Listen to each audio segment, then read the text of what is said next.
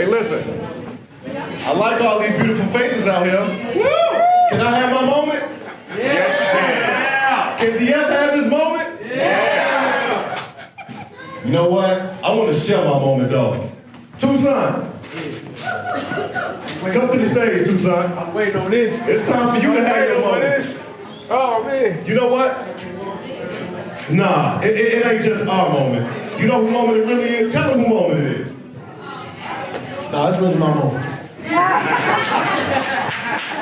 I met this guy some 20 years or so ago when I had a waistline. And I come through this journey, man. I had one prayer. I just say, just make me better. That's it. Don't let this be the end of the chapter. Just make me better. And when I met and I circled out, man. I went to all these old men, all these old gang bangers, and I was like, man, he must be the one.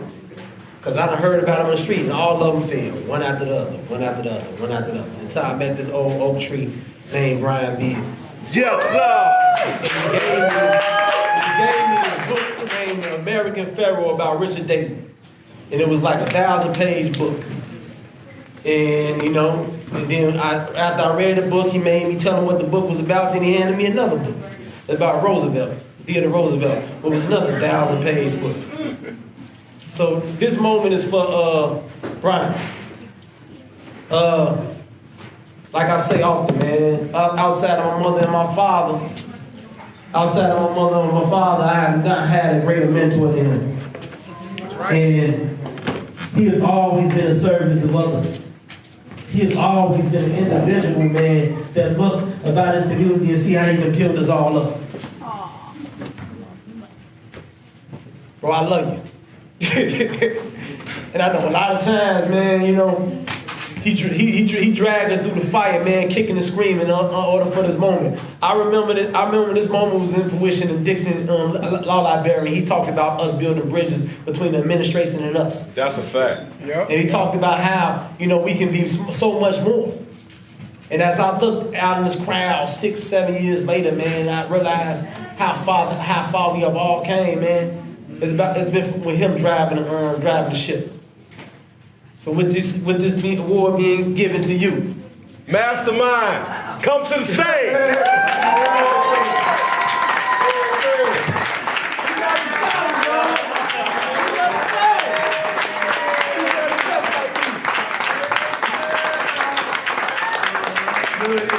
Stole a lot of cans. say something. Nah, man, I really appreciate this, man. Hold the mic to him, Tucson. He was trying to steal it. Nah, but thank you.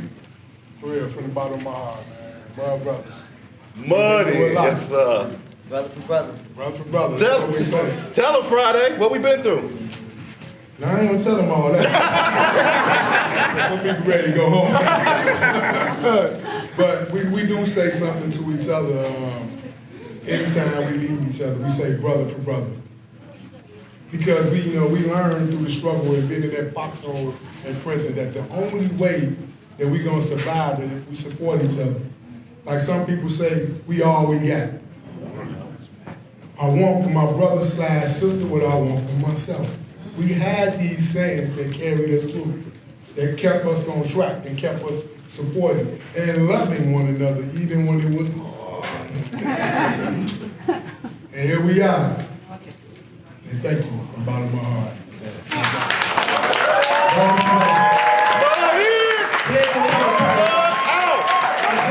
Everyone here was a witness to a thought, a dream, right?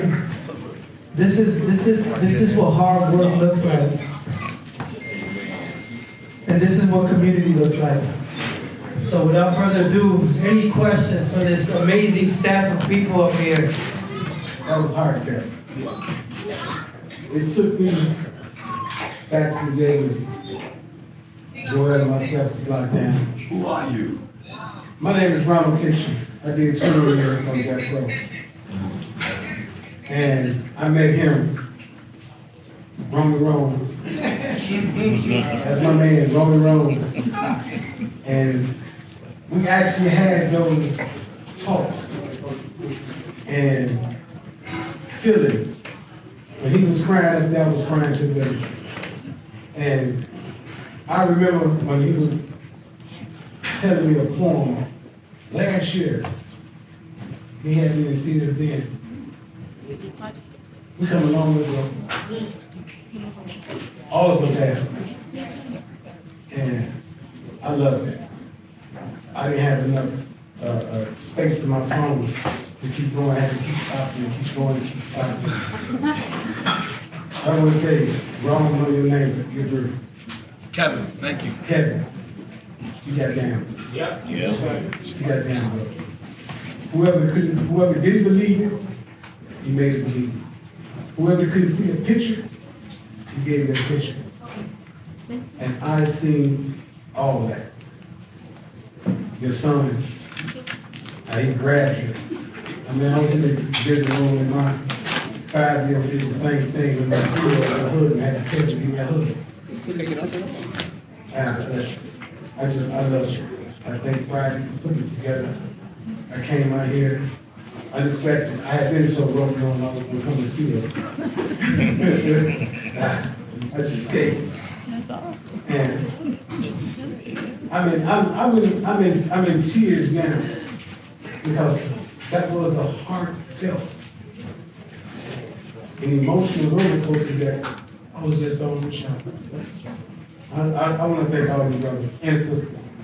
I wish I knew the names. I give you the names and give each one of you flowers. Y'all deserve y'all flowers. I appreciate y'all. Thank you.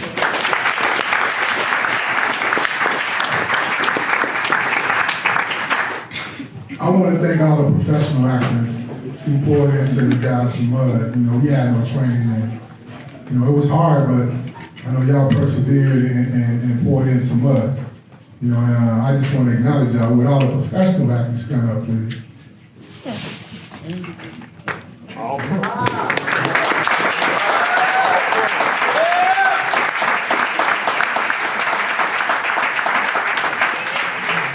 did so much and committed to this project, you know, with us who are just learning how to do this. And all of them did so much and taught us so much.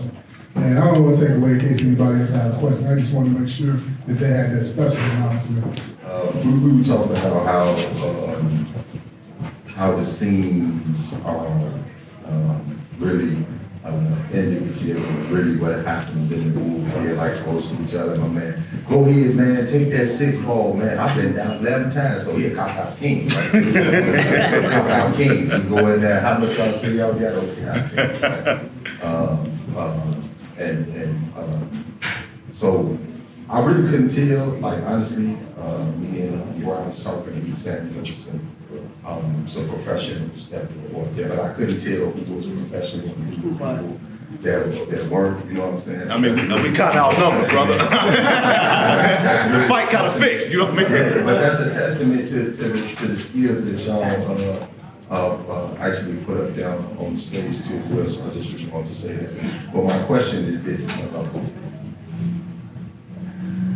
So how did you prepare? Like, how did you come to that position? Because it was pointed the way you played the character, and I'm going out here as the attorney, and then the brother as the kid, right? You know, what was that preparation like? You know what I'm saying? Then old school with the man, go take that 6, Joe. That's the kind of movie all day long, really. I would suppose bullpens all around the country, really, because that's just our experience. So, what would y'all say about that? Practice, repetition. Repetition is like key. So, I had a lot of help from my director and Sharon with just being in the present.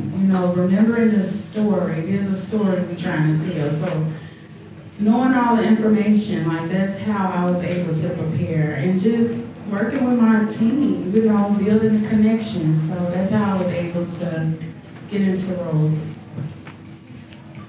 That's right. Who else is your question? Here, Rashad, and then Rashad. He said that's right. So I actually just get cast as children all the time. So I'm used to playing younger people when I do theater shows. Let's see, thank you, Brian, for the compliment of what we brought to the performance. But for me, DF and Yoel, I mean, I didn't know, I was kind of shy at first, but I just don't know what I'm saying. And I said, that's just what I'm trying to, so what does this mean?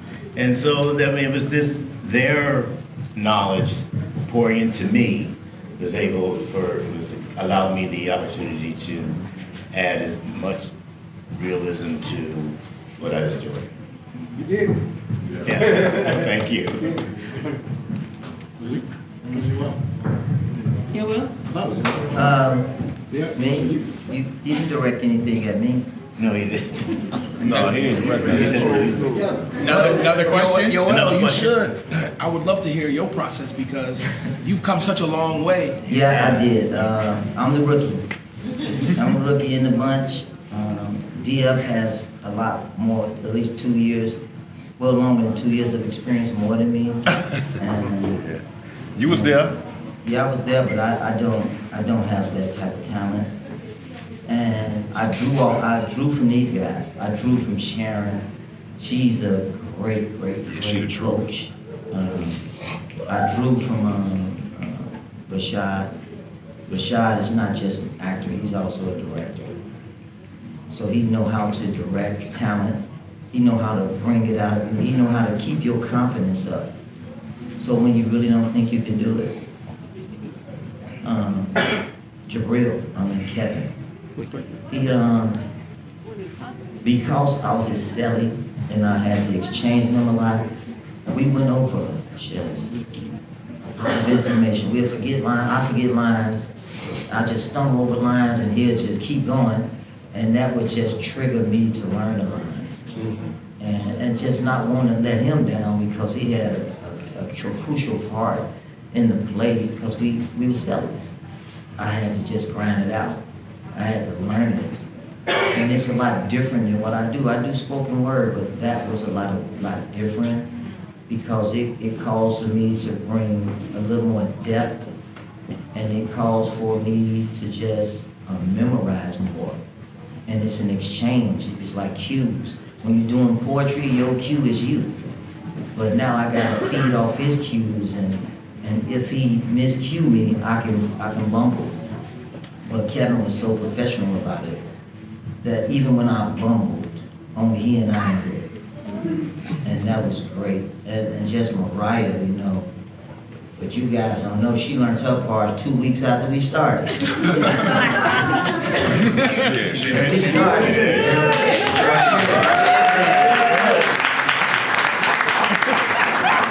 And we started in June.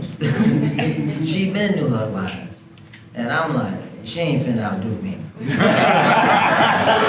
ain't finna outdo me. And that just served as motivation and inspiration to just step up and do what I do. That role that I played, that's what I did in prison. I was in there for 34 years. I mentored guys. I spoke to guys. I kept them inspired. I listened to it when I really didn't want to listen to it. But I understood that I had more patience than they did.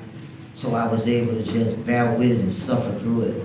Knowing that when they lay that on me, now it is on me now, on top of what I was already dealing with. But I dealt with it for years. And to this day, I still have a connection with all of those guys that's still in there. And I love doing it. And in fact, I'm still doing it. And that's why that role, when I really got into it, wasn't that difficult for me. And that's why you're seeing the emotion. Sorry, but we're all professionals. We're all, like, there is no distinction on this stage. Like, you guys came here before, like you were saying, I've worked in theater a long time. It was the first time I've ever seen someone memorize lines so quickly. I was, she came ready and I was like, better than me. Like, once you step on this stage, once you get paid for it, we're all professionals, so there's no distinction here anymore.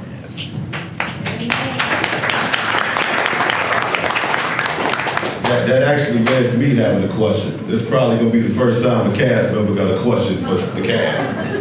But if y'all familiar with the Mud Theater Project, y'all know as the Mud, we started this in jail. So I learned about this art and garnered a new respect for this art while in the jailhouse. And doing so and coming home, it's been pretty exciting and definitely a learning curve. So my question to the professionals of the cast, being that in essence we brought talent, is there any challenges or differences that y'all face when y'all encounter projects with quote unquote raw talent versus those formally trained? I want to hear from all of y'all, by the way, so I'm gonna start with you. Okay. I guess the answer to that question is, I don't need this. I guess I would say to answer that question, this play was a workshop, right? So we worked on it for months. We were inputting our own ideas into the script. I know Rashad and Kevin, our director over here, we got to give Kevin his flowers. We were all a group of misfits that came together and put on something beautiful that Brian had wrote. And there's like a lot of pieces in here that were written by many different people. Like that Pinch Me that we did in the beginning. That's Yoel's piece. The systems. Who wrote that up? Musa.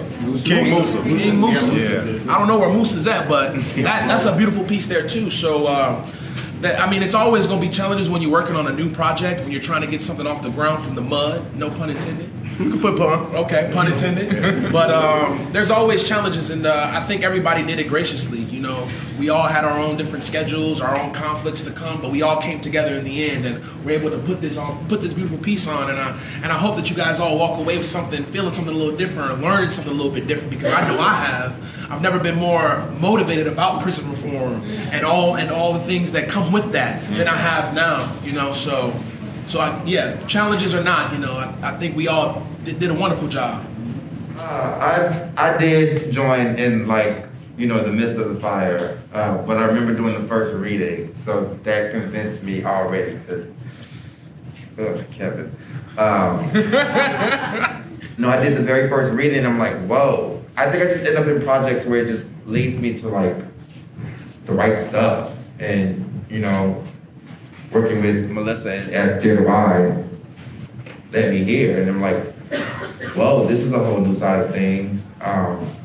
So to pick back off Kevin, I'm down for new challenges. I didn't go to school for the arts.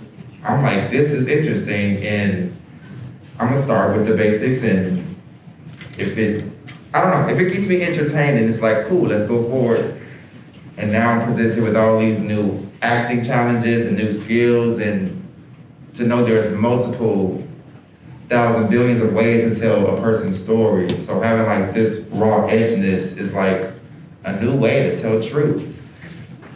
And I think that was just my goal. I was presented with the challenge of rapping in front of people. Because my last performance I just sung, and that was my first time singing, and that's a whole different story. And the language. And I've had personal talk of being somewhere for a long time and not seeing the outside. It almost is like time traveling. And you come out to this whole different world, and it's like new technology, new way to do things, and stuff like that. So DF and Yoel was making sure we understood the language of what they were speaking, and comparing that, not comparing, but mixing that with the skills I already had, making sure I, put my foot down in that truth and make sure I'm saying things the proper way, or make sure the point is getting across and stuff like that.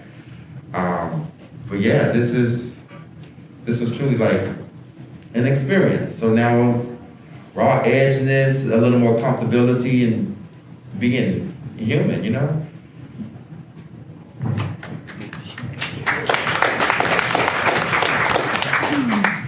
Hi everyone, I'm Sharon. No, I'll say the biggest difference for me walking into this cast was the community that was already there between you guys. And I was so excited to see it, and I get excited about community, but we talk a lot about art as activism. And I will say this show has changed my entire algorithm, like the things that come up on literally on my phone in my life, the things that I'm paying attention to, the entire world that I was not fully aware of, and knowing that that is also intentional. That we don't always know that about the career moves and how many people eat and survive off of this system and how much harm. And so, so for me, the biggest difference was all the raw talent, of course, but also such strong subject matter for such a time as this. And we typically believe that art comes to you when you're ready for it. Art comes to you in that right moment when you're ready to receive it. And so, again, for me, our lives are so much richer from our time with you. Our knowledge is so much better because of our time with you. Our interest in what's happening in the country, sometimes behind the scenes, has drastically shifted because of our time with you. So I would say, coming into this community, seeing the love between y'all, just made it that much more important. It made us want to dive in and do this work. Yeah, I'm grateful for it.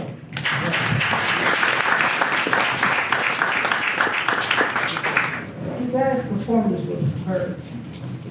But my question is, what's next? Are you going to take this on the road, which you should always? Me personally, I would like to see you guys in Broadway because you guys were that good.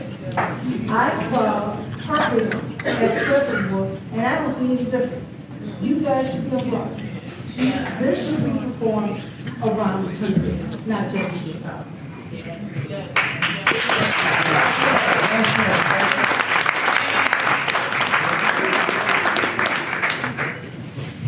I had a question, like, what are you going to do next? And congratulations, amazing. You guys are beautiful. I just thank you so much for your work. But I was going to say, what's next? What's next? I would like to know that too. Okay, hold on. That's a prime Beals question. I'll say what's next. We're going to try to make this an annual festival. I'll say that. This Resilience Arts Festival, this is the first of many, hopefully, right? There you go, they're going to answer right there. Oh, yeah. So I got a phone number and an email that we can figure out what's next. No, seriously, we'll get together and talk about it and explore opportunities. A little opportunity just came my way just now, and so we're open. I think as a cast, particularly as an organization, we're open, and we got a lot more on the table. I look at it when we get started. We got plays, we got plans. I know that art transitioning to this movement. I've been involved in this movement a long time. Even when I was on death row with the Death Row team about protesting before they sent in all of the Marines to stop the protesting. I just want to let you know that this right here can lead to something else. This is about educating the public. And educating the public is nothing, it would fall short if we don't reach the people and let them know how to get involved with the fight. And that's what it's about. We got this huge mountain to move. And my brother Ronaldo Hudson always says, cars runs on gas and movement runs on cash.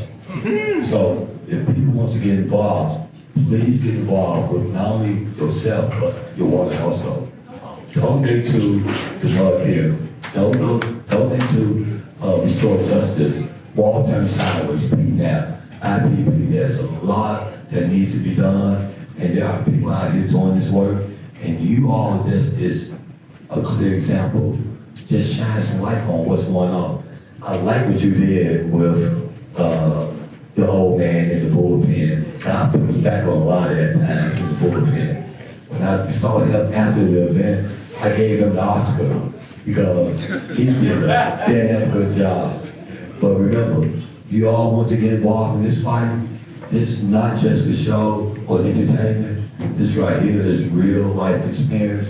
And it's about getting involved. And getting involved with not only your presence, but also your waters. That's right. That part.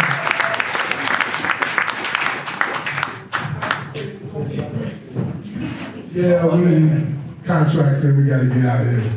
We gotta break all this stuff down. We really appreciate y'all for the first, and dare I say, annual Resilience Art Festival. You know, there are a lot of voices that got uncovered and discovered. We had some amazing performance at the Spalding, Anye, Diana Winchester, the ladies in Logan, Jesse Martinez, all the people in the program that you see had magnificent pieces, and we were just proud to be able to bring that together.